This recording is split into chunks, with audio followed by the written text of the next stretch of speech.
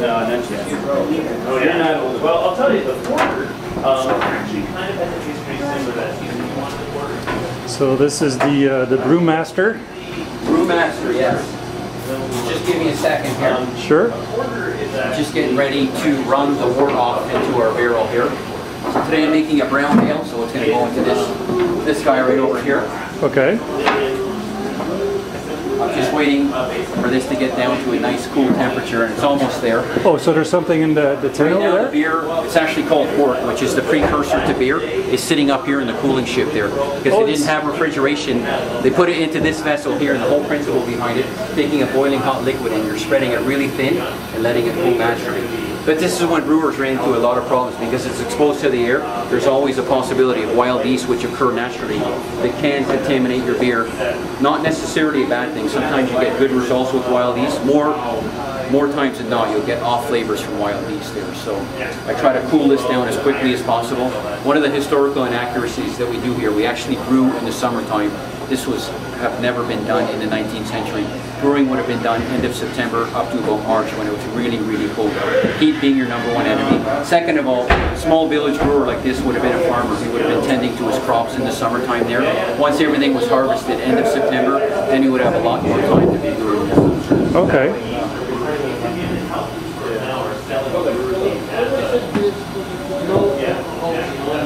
So there's no concerns with it being so open to pull at the top? Yes, there's lots of concerns.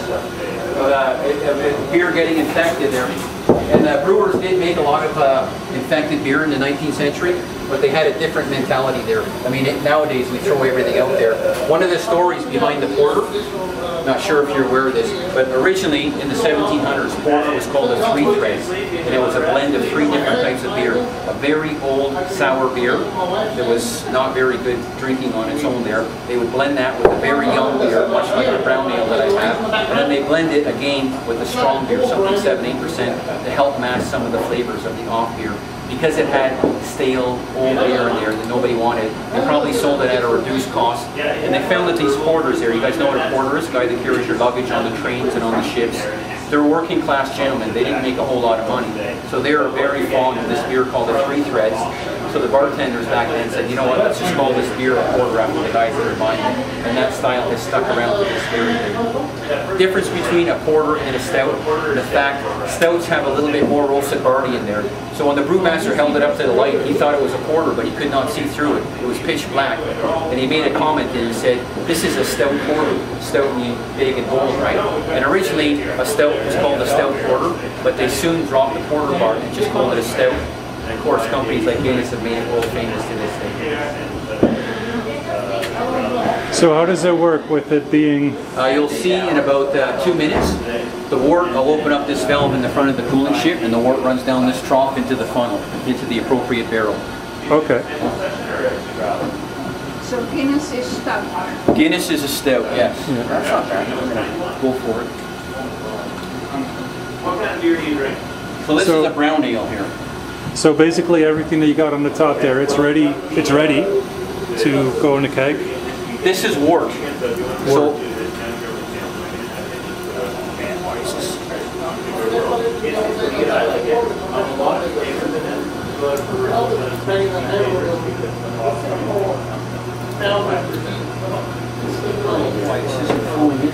And this volume is about So just because it goes in a keg doesn't mean it's...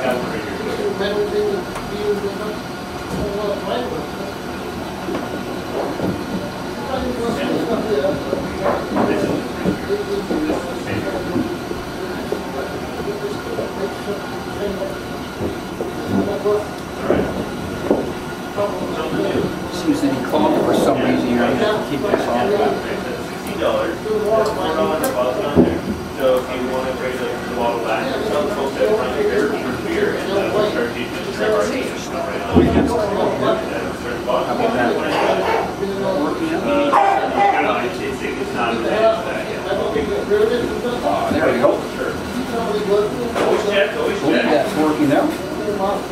Change shirt.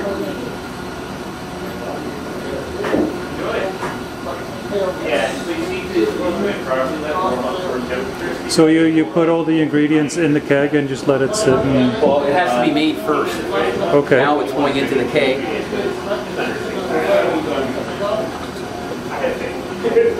But it's not complete yet, right?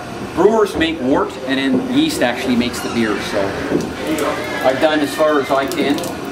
So this porter beer is another thing. Basically, when you brew beer, sometimes you get it all certain Boy, it's giving me trouble today. what happens when I have sour beer and an old stale beer?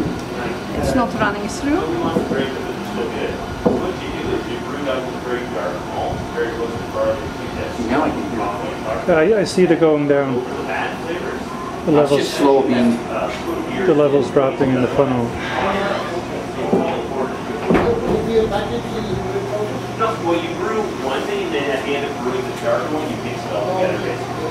And then the folks who can afford the less expensive beers, the porters, the laborers, they let their names to beer.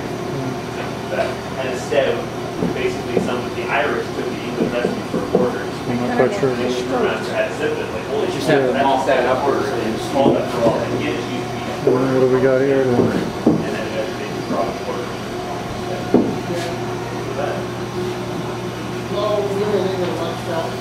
They do, and they Misschien snuift dat niet zichzelf af omdat de lucht er niet uit kan.